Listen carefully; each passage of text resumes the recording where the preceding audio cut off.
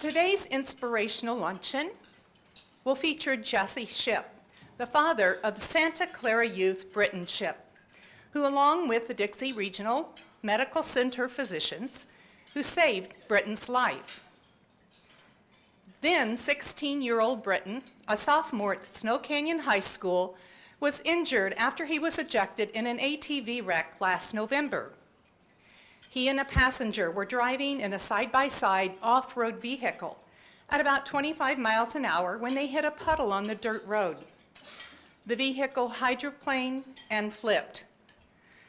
We'll now turn the time over to Dixie Regional Medical Center neurosurgeon Dr. Ben Fox, who first operated on Britton when he was life-flighted to the emergency room.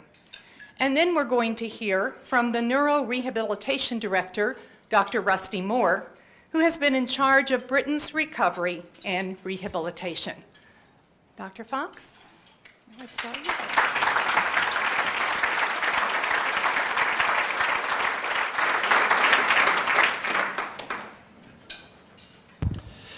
I guess I didn't know I was going first. So hopefully in the next few minutes I can articulate well enough to let you know what it feels like when something like this comes in. So I was on call that day that we received the word that there was a young boy coming from out in the field and he was severely injured. And on arrival to the emergency room, the trauma surgeons and ER doctors gave us a call saying that a young boy was injured in an ATV accident and had a severe head injury, and I needed to get down there. So I went down and we do our initial evaluation, and there is a coma score that we use throughout neurosurgery, and it ranges from 3 to 15 based on severity of injury. And he was a code 3, which is the lowest code you can have. So in talking to the emergency medical services, which is what we usually do, we ask if they've been giving any medication or paralytics or something that could be changing the exam. And they said they gave a little bit of etomidate, which is a medication to give it to do the intubation, but not any paralytics. So it was a very difficult situation. The recommendation through the neurosurgery literature is not to do anything. So we're supposed to just watch them. But I talked to him a little further, did an exam again, and looked at the images and just felt I needed to do something. So I took him to the operating room.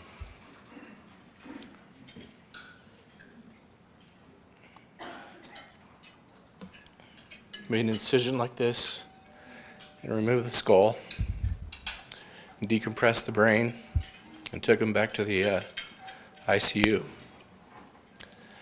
I remember before going to the OR, I met Jesse for the first time. He came in, he almost acted like he was on some sort of drug or medication because he was so hyper. And he wanted to spend some time with his son, and I said, we don't have any time. We have to go. And I know it was tough for him. But there's a lot of uncertainty in the world of neurosurgery. And sometimes we carry big weights on our shoulders and we make decisions that we don't know the outcome. I'm just very glad this came out positively. And I'm sorry for the emotions. It's difficult as a neurosurgeon to carry this weight sometimes. You get hundreds of phone calls, emails that you can't answer. And there's no one you can talk to about it. I showed 4 neurosurgeons the next day the images and told them the exam.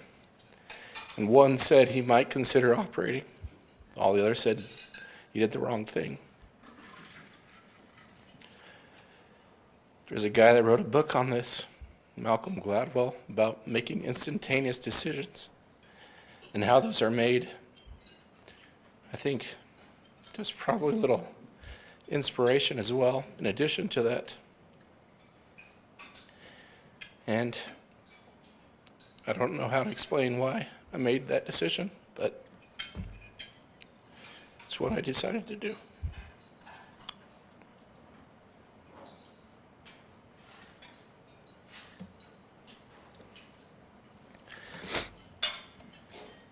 You won't see many neurosurgeons cry, and I'm sorry. We're usually pretty tough. We are tough. But there's a lot of uncertainty in the field. There's the uncertainty of making that initial decision. And sometimes we make it right, sometimes we make it wrong. And then you have a 16-year-old boy in the ICU who's not moving for a week or two, and the parents and everyone's asking you for advice, what to do, what to do, what to do. It's a difficult, difficult task. And fortunately, we made the right decision. We get them to a spot where they can start to rehab, and then we turn them over to the other experts to take it from there. But that was my part in the journey, and we took off his skull. It was about that far in to his brain when we went in there. We had to pull it out, piece it back together, left it off till the swelling went down, and we put the skull back. He required a few other operations for other issues, which I won't get into, but he's come a long way. He still has a long way to go, but he's come a long way. And if there's any questions on my part, I can answer those, or I can turn it over to Dr. Moore from there.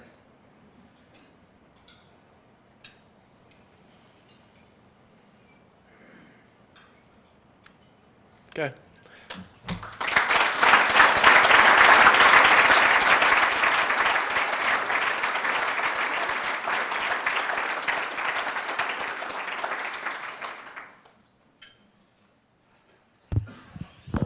I'm thankful for the chance to be here today. My name is Dr. Rusty Moore, and I am a rehabilitation specialist. It's not quite as sexy as being a neurosurgeon, but I really feel like it's the best place to be in medicine. Sorry, Terry's telling me I'm not loud enough. But I think it's the best place to be in medicine.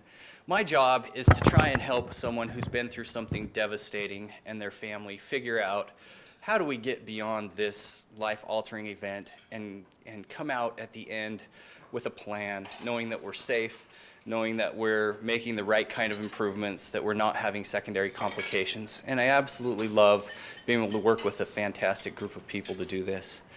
This case is a huge step forward for our hospital. Our neurosurgery program has changed what we can do in our community, what we're capable of.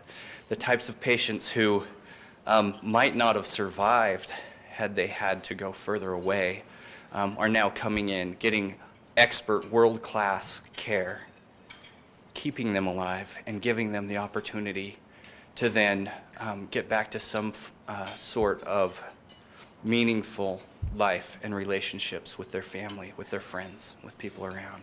And so this has been a great blessing to our community over the last couple of years to add great experts like Dr. Fox and the other surgeons in his team. I first met Britton in early December, and he had been already hospitalized for over a month. They were trying to decide what was the next step for him. He'd been in the ICU bed all of that time, and really his critical care needs were going down rapidly. He still needed medical care and close observation. His surgeries had mostly been done, and he had stabilized from that standpoint. But he still wasn't functioning at a very high level. When I met him, you had to really get after him to get him to respond at all. He was kind of at that threshold where if you squeezed on him hard enough, he'd pull away. And there were a couple of times where people were thinking that he was making some willful responses, where they'd ask him to do something and they'd see a little bit of movement. But it wasn't consistent. It couldn't be reproduced by everybody. There were certain voices that seemed to have a stronger effect than others, and I wasn't one of them, so I didn't get to see that part so well. But that's the first time that I met Britton and met his family. This is a tough situation because after something happens to you and you're in the hospital, there are lots of different places you might need to go before you're ready to go home. And that's really this discussion that we started having. You know, one of those is to go to what's called a long-term acute care hospital where you can get pretty intensive medical services and maybe a little bit of rehabilitation. One of them would have been to go to a skilled nursing facility. In our town, we don't have a lot of those that serve young people, and so that was something that we had to have some discussion about as to whether or not that would be an appropriate option given his age and the situation. And then, you know, just going out to a regular hospital floor out of the ICU, or else coming to a unit like mine where we do pretty intensive rehabilitation. We were really early in Britton's recovery phase for him to come to a program as extensive as I was. But as a group, we got together with the SHIPs. We had representation from physical and occupational therapy that were following along with him, with the intensivist and ICU staff, with the trauma surgeons, and with neurosurgery representation. And we talked about what's the best thing for this patient and for this family. And everybody in the room agreed 100% that if there was any way that we could keep him in our community, that that would be the very best thing. It would be less stress on the family. It would allow this wonderful community support to rally around Britton. And we felt like, you know, with the advancement of the things that we're able to provide, that we were ready to keep a pediatric patient at this level in our community. And we thought, you know, we could definitely do this. Now, there were conversations with hospitals, other places, and pediatric specialty programs to make sure that we were doing the right thing, but we were lucky enough that we were able to do this. We found that coordinating with all of these different disciplines and people in our hospital, and then coordinating with the insurance company, we were able to see kind of a new way of thinking. Rather than saying, oh, well, this patient's at this level, therefore that's what they need. We were able to kind of make some decisions based on what was right, given his age, given the family situation, given the level that he was at, and given this wonderful hope we had that he had the potential to improve. And because of some graciousness on the parts of the insurance company and everyone else involved, we were able to keep him in our hospital until it was time to transition him over to my unit. We were able to take him over to our intensive unit a little earlier than we normally would have, and cross our fingers that we'd be able to see something happen. It was amazing to me. Britton came over to our unit December 17th. Might have been the 18th. And at that point, we'd had a lot of discussions about getting ready for him, about adapting therapies to his individual needs, about making sure we had the right respiratory support, making sure we had accommodations that wouldn't let the family do the things that they needed to. In my experience, I have never seen a community and a family rally around a patient in the same way that Britton was rallied around. I've never seen the kind of cooperation between different physicians, therapists, nurses, aides, techs, insurance providers, hospital administrators that we saw in this instance. We talk a lot about the future of medicine and what it's going to look like.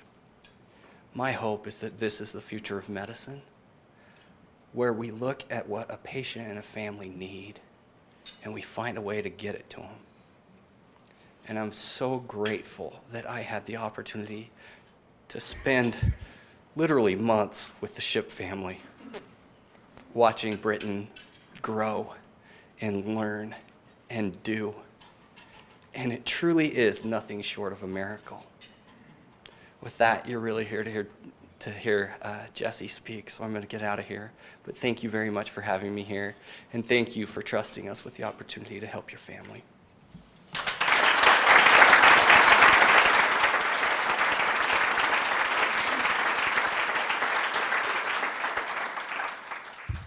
So thank you, Dr. Fox, Dr. Moore.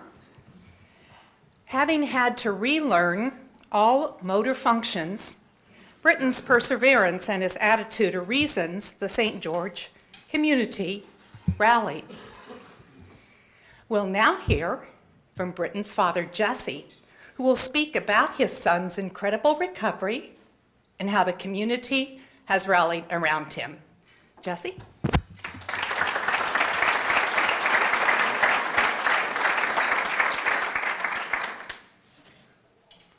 Well, first of all, thank you for asking us to be here today. I was hoping that Britton and my wife could be here today. They're down the street in physical therapy, actually speech therapy right now as we speak. And if you know how the system works in the outpatient part of it, you don't want to miss an appointment.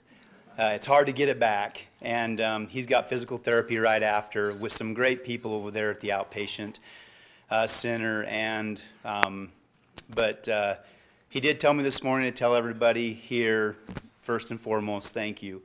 And that was from him. And my wife, you know, she's got a busy day every day with him. It's I tell everybody she's got a mentally she's got a soon to be 17-year-old.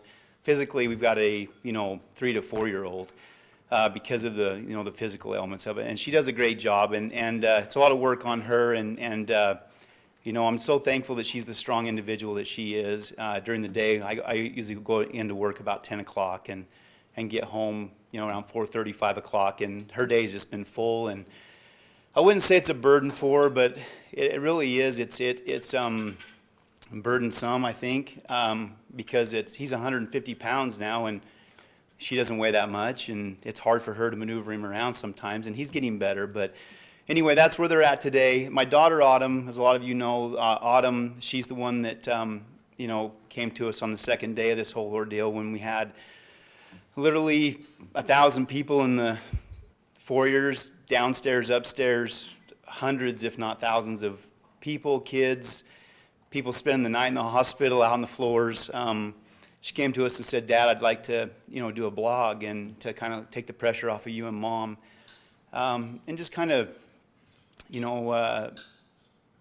journalize our journey through this and take the pressure off so people can go to that blog and read it." And she had done some blogs personally for herself, years previous, and while she's at college and stuff. And so she did that. But Autumn is, she threw a backpack on Sunday, 25-pound backpack, and grabbed another little backpack with her camera in it, and she headed to Switzerland.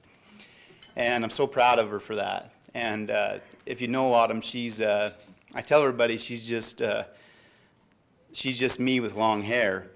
And I can do things on a spur of the moment. Feel like I'm vivacious. I'm not afraid of the world. And she's just got such a spirit about her that, this is just her. And she met a friend over there from Cedar City, a girl that she used to play sports against here in Region 9. And she was there a couple days before Autumn. But anyway, that's where she is. I think she's in Germany today. She's going to Rome. She's going to Paris. So she would love to be here too, and she said to tell everybody thank you as well. And as you guys know, just from reading her blog, I feel like you probably, if you know anything about the blog, you know Autumn, and you know where she stands.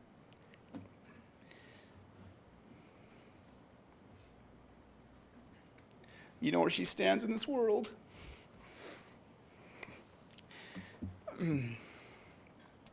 November 1st was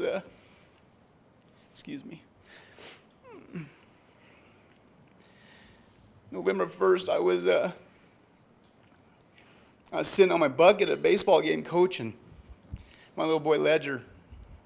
It was the third inning of a game, playing the Utah Horns, and my wife comes over to the fence and says, "Hey, I just got a text message from somebody, don't know who it is, but Britton's been in a four-wheeler accident and he's unconscious."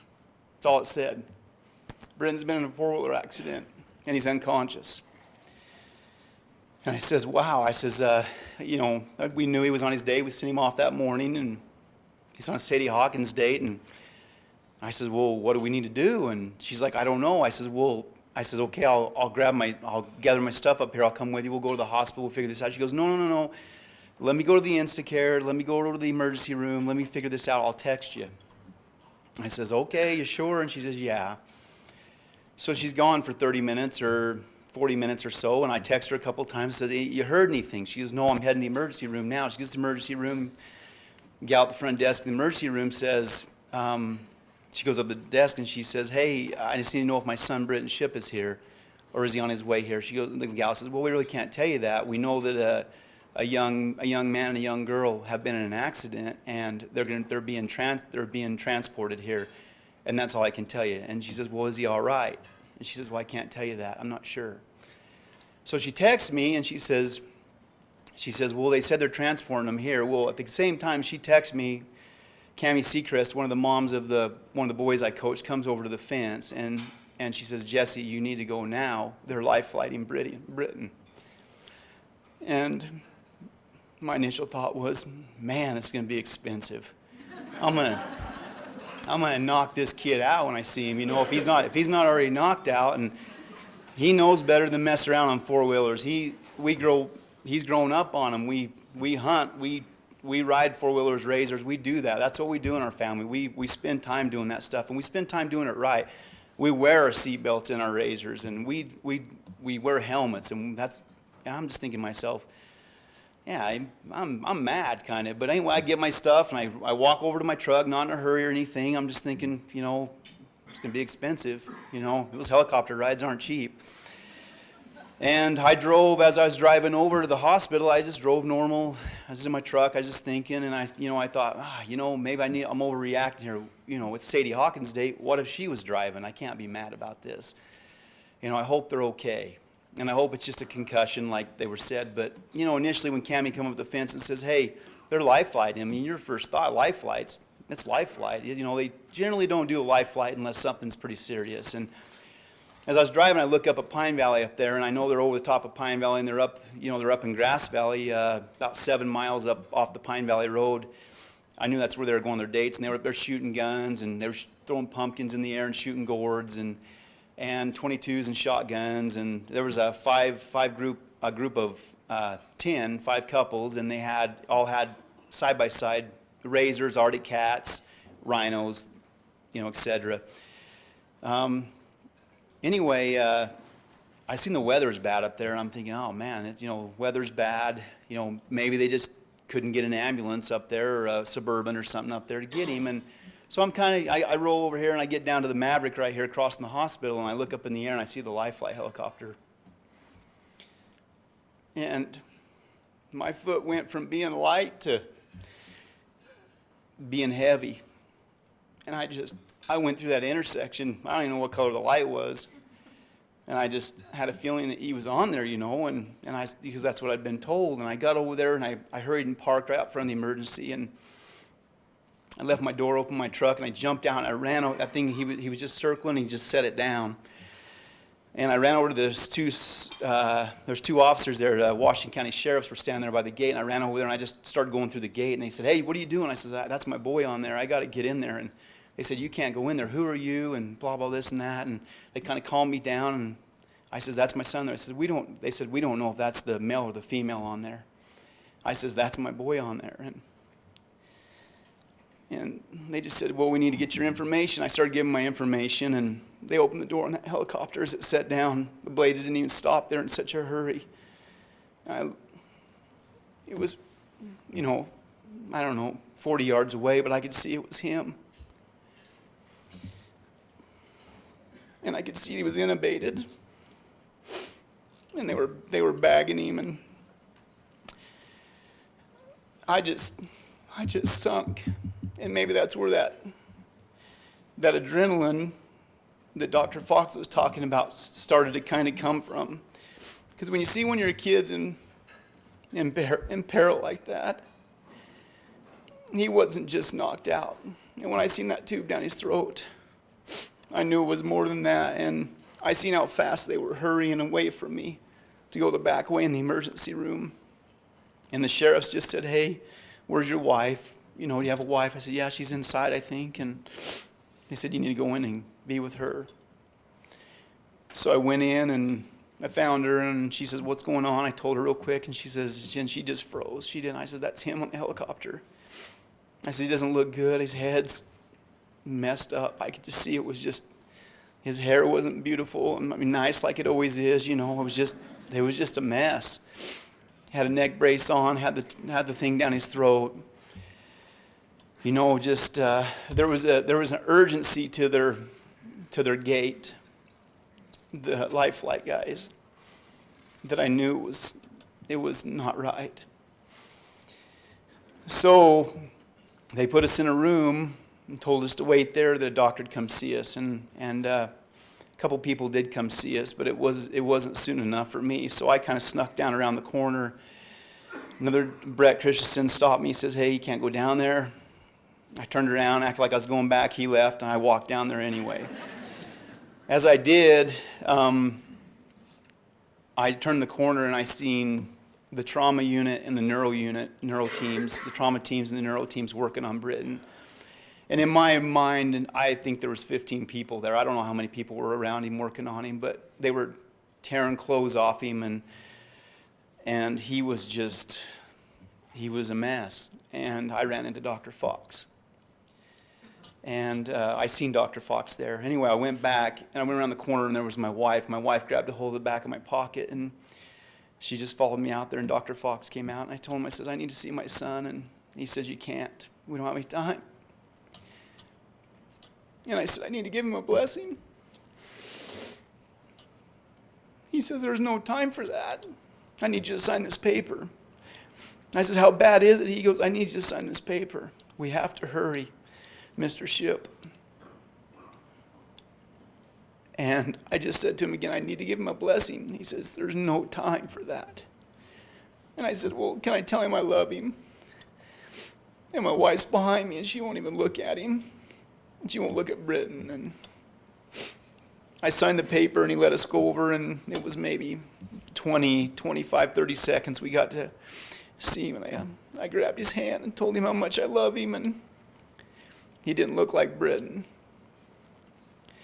He was so swollen and so deformed, crushed in.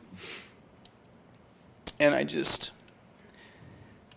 asked Heavenly Father to help me be strong and help my wife. And I told him I loved him, and his hand was so cold.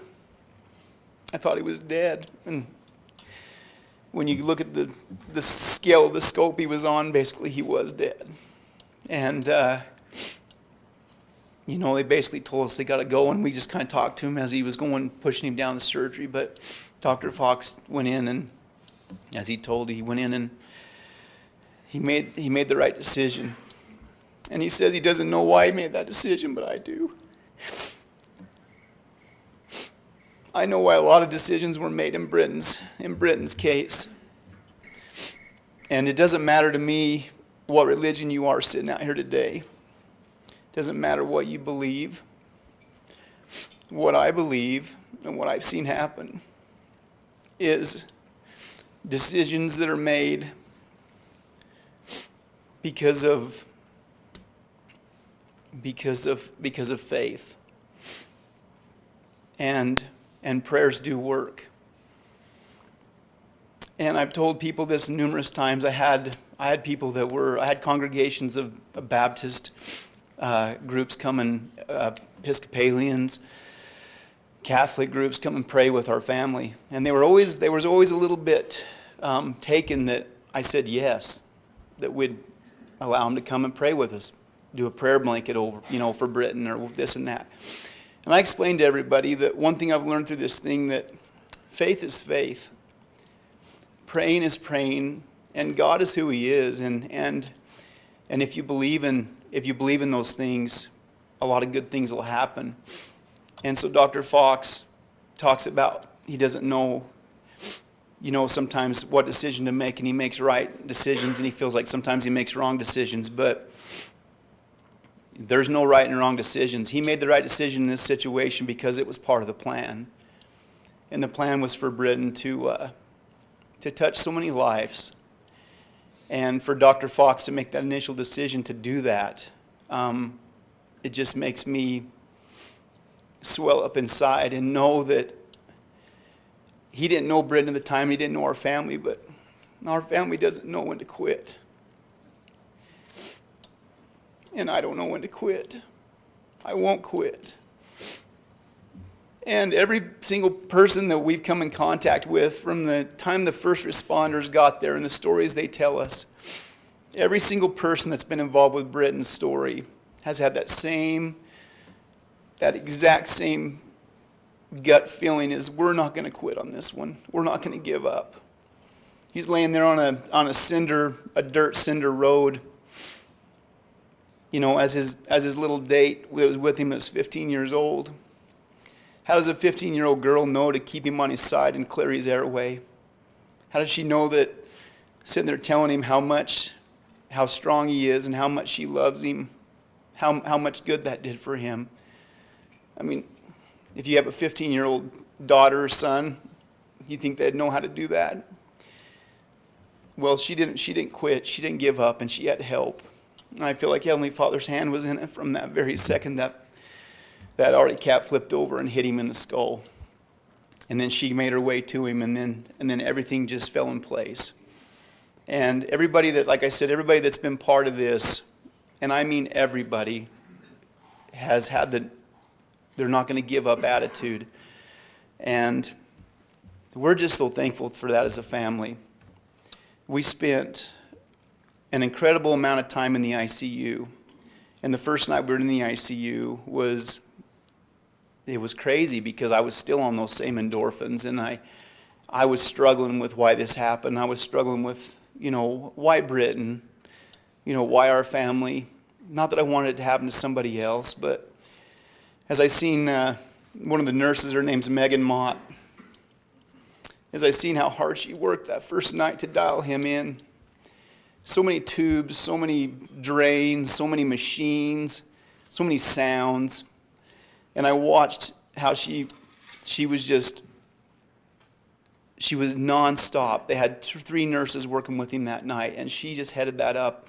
One of the nurses couldn't quite figure out what was going on, and Megan stayed in there and got him dialed in and got him settled down, and he'd spike and go up again, and he couldn't breathe on his own, obviously, and his heart rate was crazy. The number sticks in my head. His heart rate was like 166, and that might be wrong, but it was like pounding out of his chest. It might not have been that high, but that's what I remember. But it was, and she figured out a way to get it down, and through the work of Dr. Fox's neuro team and the trauma team, they just all worked together and dialed it in, and it was just amazing watching how that all took place from the second that anybody initially had a hand in Britton's case. And I'm sure they do the same thing for every person that goes through that hospital, but they worked like it was their own child. And maybe because he was 16 years old, it was a little different. And I hate to think that, but I did see some special care. We were in rooms next to people that were 70 years old and 80 years old and 45 like myself. They didn't get the hugs and the googly eyes and all that stuff, like Britton did. And as helpless as he was, he became a part of everybody's family and everybody's prayers every night there. And I'm so thankful that, I didn't even know this, and how would I know this unless, I guess if I read the papers more or whatever, I'd know this, but that trauma unit and that neuro team, I think they were established there, I want to say maybe 2 months before this happened. I'm not positive if that's right. But what an amazing blessing for my family and so many others. And as I was in the ICU, I counted the people that come through there and the people that made it and the people who didn't make it, but the chance they had because that was established, and because so many people have worked so hard to get a world-class trauma unit and ICU and neuro team here. And I feel like I was the biggest benefactor of that. And my family and my wife and my kids were of that whole choice to be made. Dr. Fox told me that there's no way Britton would have made it to Vegas or Provo. And man, you don't want to hear that as a dad, even though it's the truth. I love Dr. Fox because he tells the truth. He's my kind of guy. He just tells it how it is, and he's stone cold about it, and I love that. My wife didn't like it very much. But I'll tell you what, for me, as a coach and as the kind of guy that I am, I like being straight up, and I like being told the truth, and I like that. I like the harshness of reality. I live for that. I love those moments. I love that kind of personality. And his team, I'd ask a question and they'd tell me the truth, or they'd sit me down in front of the computer screen and show me how bad it really was, or how good it might be getting, or there wasn't a lot of uncertainty. It is what it is. But anyway, I want to thank Terry Kane and Mitch and everybody, and Dr. Fox and all you guys that worked so hard to get that established here. And I can't, I told Dr. Fox one day when he come to visit Britton at the rehab, I says, hey, any money Autumn's been making from this blog, we're keeping in a special account. We want to do something with it and give some money back and do something nice in this new facility they're going to build down here. And someday, and he says, Jesse, keep your money.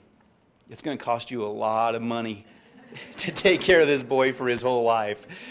And you know what? I just thought, he probably says that to everybody. We really want to do something nice if it's just putting, a rail down the hall so they can hook a harness to a person to walk them down the hall, or whatever it is. Put, Britton's name on a door and say, I was able to give, $15,000 or $2,500. He's like, keep your money. Keep your money. You know what? We got out of the rehab unit, and we learned really quick what's covered by insurance and what's not covered by insurance. And insurance has been great. Don't get me wrong. Insurance has been fantastic to our family, and I'm so thankful for insurance. But there's so many little things, $250, $150, $2,000, $1,350 per month for this, for that. And, basically there's those, and so, not only is he a great neurosurgeon, he's a great family counselor as well. So, Dr. Fox, thank you for that. And Dr. Moore and his team over at the rehab facility, they took on a 16-year-old boy, something that's never been done before. I think through a lot of greater upper management and facilitators and insurance people, that was pulled off. I asked so many times why our family in so many situations, but I see the result of what's happened with Britt, and I see the community and how the community's rallied around him, and how the support is not only made our family feel at ease, but I think that his story is going to just prove to people, and when I say people, the people that really matter, that make the decisions, that St. George isn't big enough to facilitate a 12-year-old to 18-year-old. Well, they are. And if they think they're not, they're wrong, because it's happened. And I'll tell you what, Dr. Moore's team over there, the therapists, occupational, physical, speech therapists, they're the best in the world. And I've said this a million times, and as a dad and as a mom, we looked into all these other places that were world-renowned in Atlanta and Denver and out in Philadelphia. And, and they're expensive, and you don't care. You'll do whatever to make your son right or your daughter right. And you know what? When it all came down to it, the care we received in the ICU and the care that we felt like we were going to get in the neuro rehab unit, Dr. Moore's place up there on the 5th floor over the old hospital, we knew it's all about the people. And we have great people in place in this town to make it happen, whatever we need to happen.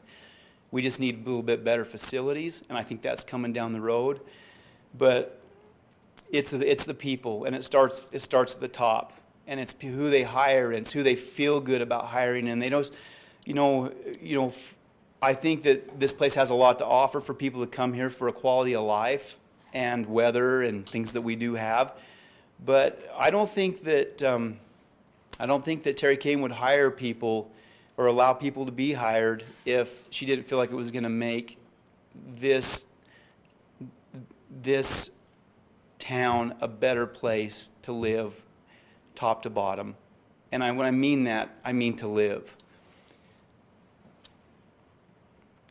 because of decisions that were made on day one, and because that guy was in place, and because of decisions that were made on day 88 through 166 or whatever it was at Dr. Moore's facility.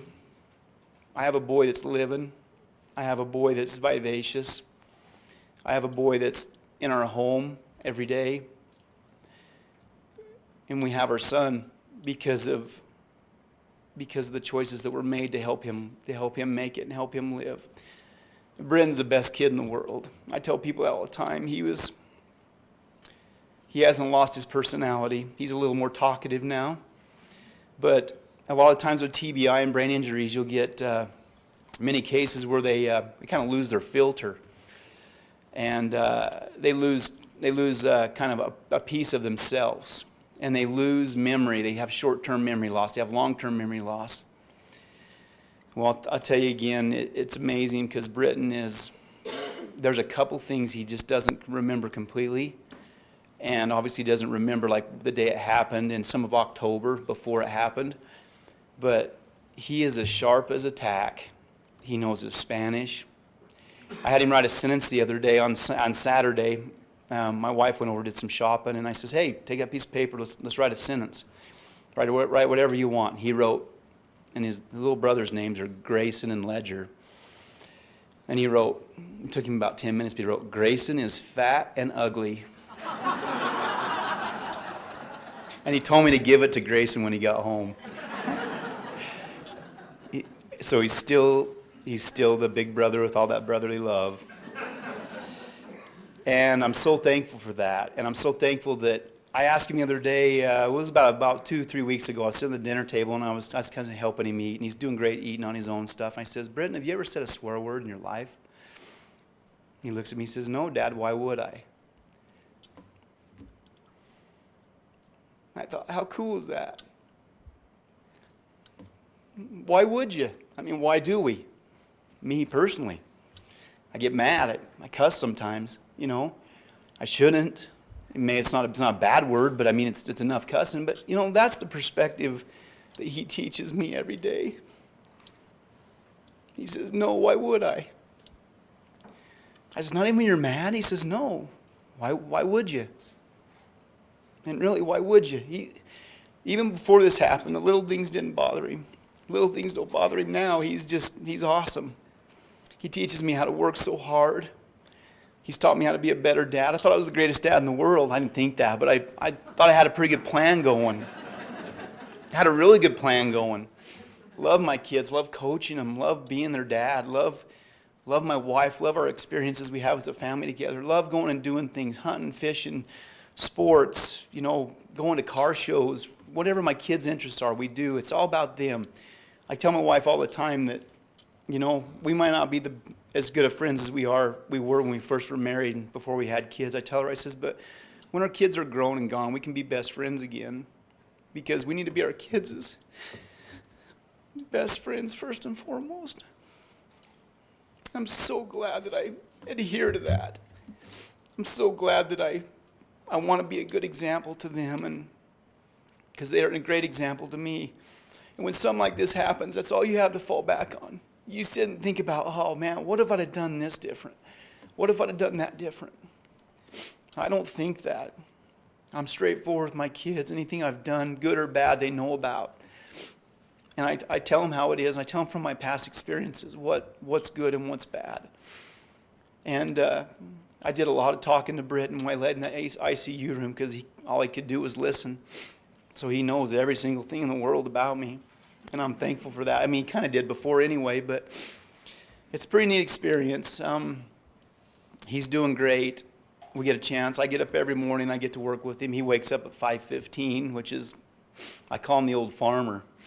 I'm like, why can't we get up at 6? Why 5:15? He's like, let's just get to work, you know.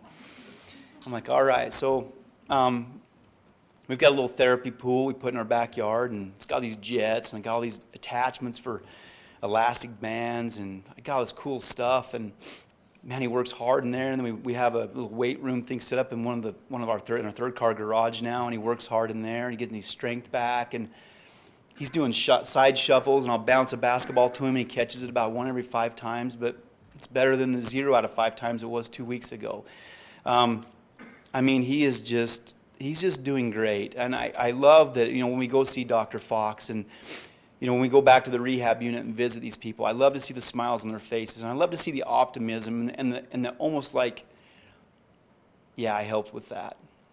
I was a big part of that. And I can't help but think when we leave, anybody that's been part of this and they're driving home or they're sitting in their office or whatever, I can't help but think that they think about Britton and think of what a great story he's been and will continue to be.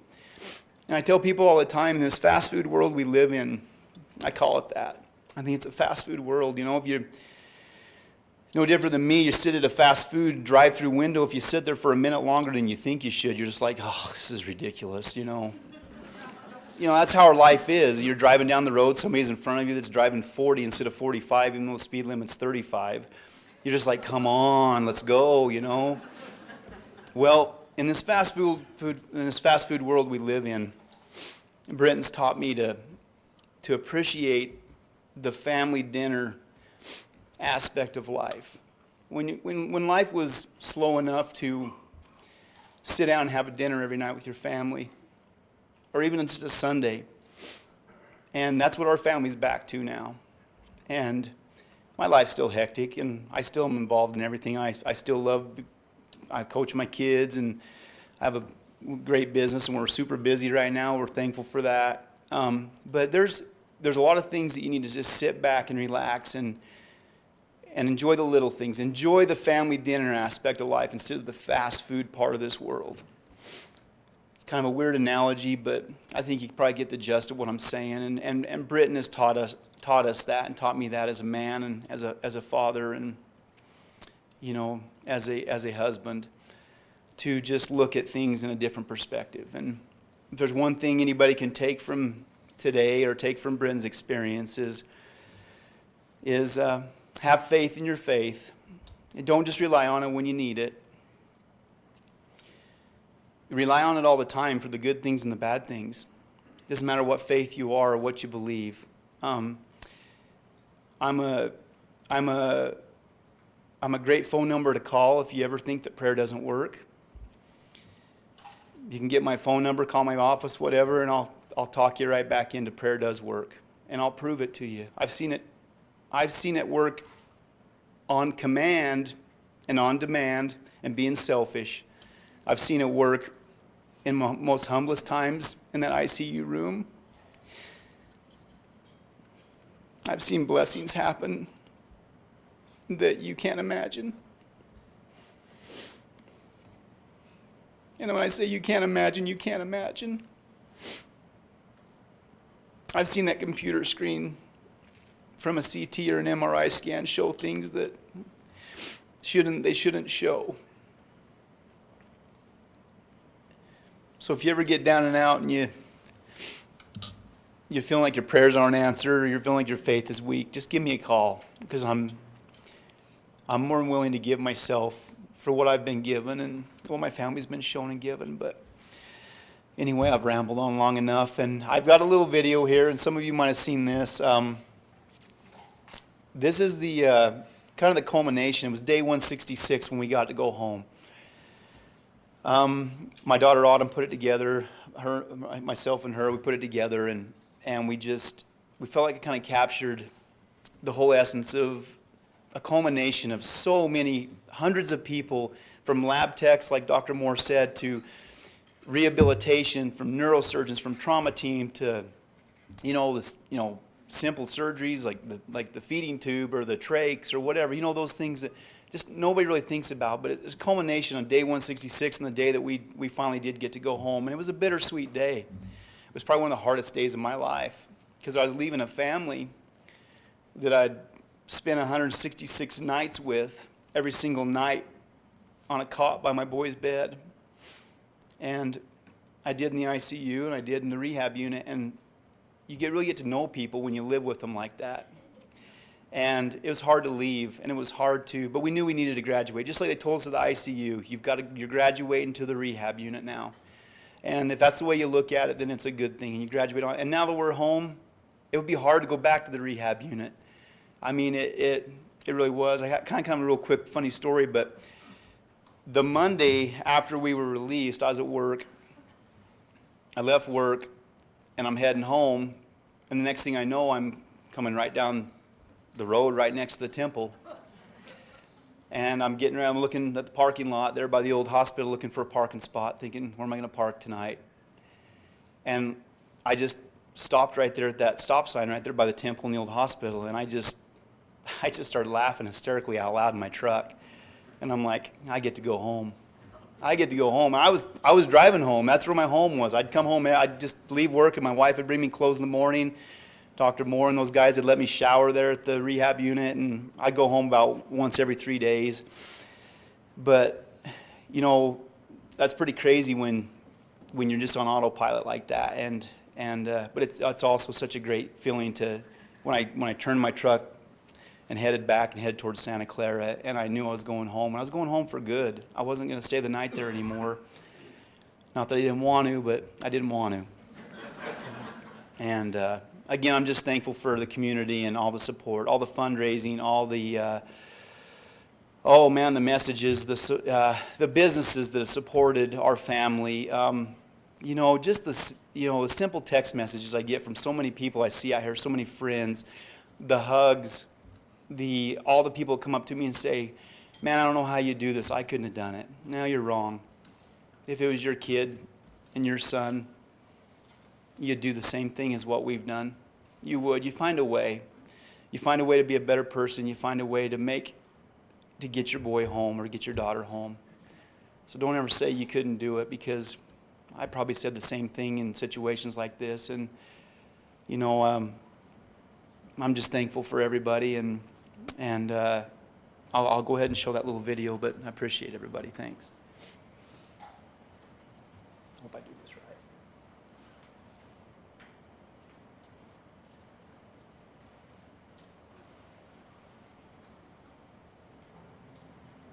Day 166. 166 days in the hospital for this kid. 5.5 months. And today we gotta go home. Yeah, man. Yeah. It's the day, it's finally here. So proud of you, buddy. Love you.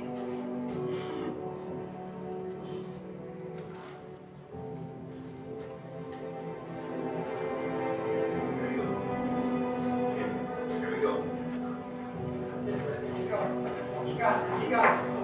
Oh, good catch. Good catch. Good, nice. Good save, Brett. Look at that. Look at that. That was an awesome save. That was so cool. Oh, man. That is awesome.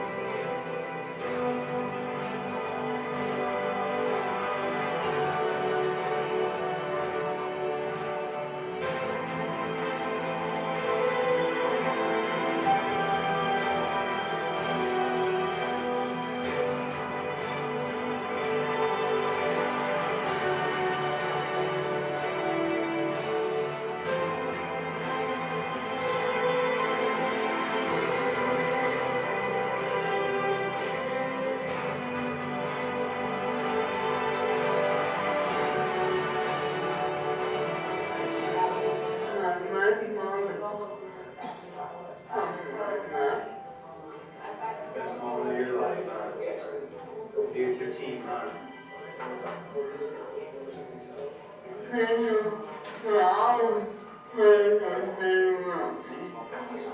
Awesome. Well, thank you so much for.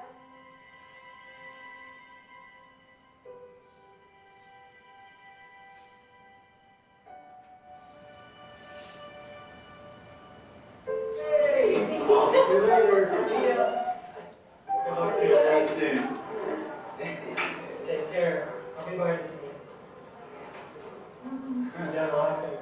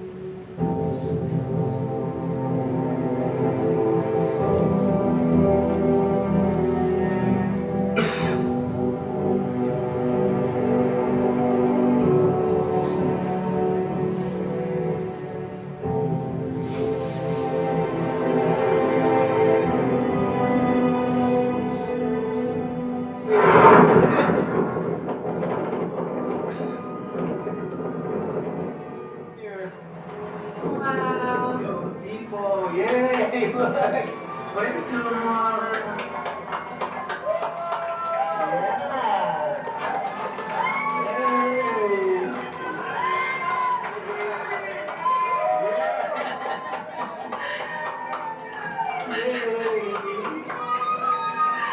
Yay, how cool.